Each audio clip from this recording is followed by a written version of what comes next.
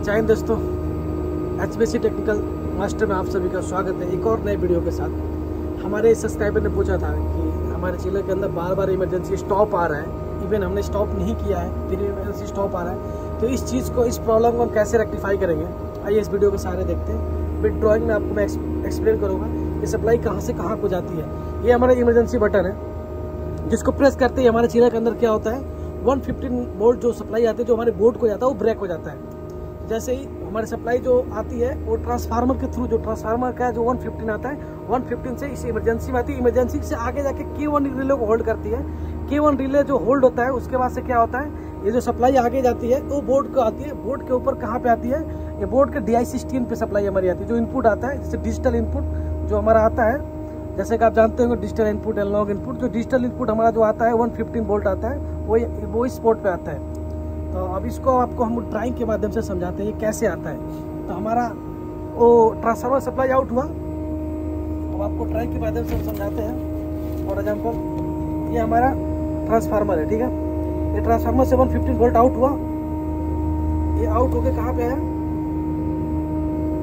K11 पे आया, Q11 आया। Q11 हमारा इमरजेंसी स्विच है, और Q11 किसको होल्ड कर रहा है, हमारे K11 को होल्ड कर रहा है। आप ये देख सकते हैं, K11 को होल्ड कर रहा है।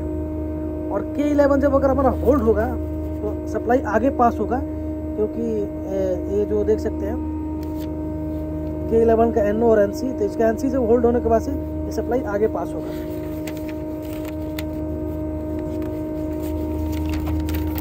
ये जो सप्लाई जो आगे पास हो रहा है K11 से, वो हमारा इस बोर्ड को आ रहा है।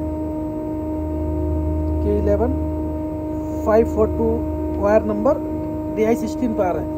तो जैसे DI16 पे हमारा सप्लाई आएगा तो हमारे बोर्ड को 115 वोल्ट मिलना चालू हो जाएगा। तो 115 वोल्ट मिलेगा तो इससे पूरे कमांड को कंट्रोल करते हैं, चिलर का कंप्रेसर कमांड, XB, ये पूरे को कमांड को कंट्रोल करता है। तो अगर जैसे ही हम इसको ब्रेक करते हैं तो सडनली ये चिलर ब्रेक हो जाता है। तो इसको शट आउट करने के लिए हमको क्या क्या चीज़ चेक करना होता है। पहला तो ये इमरजेंसी स्विच, ये जनरली NC होता है।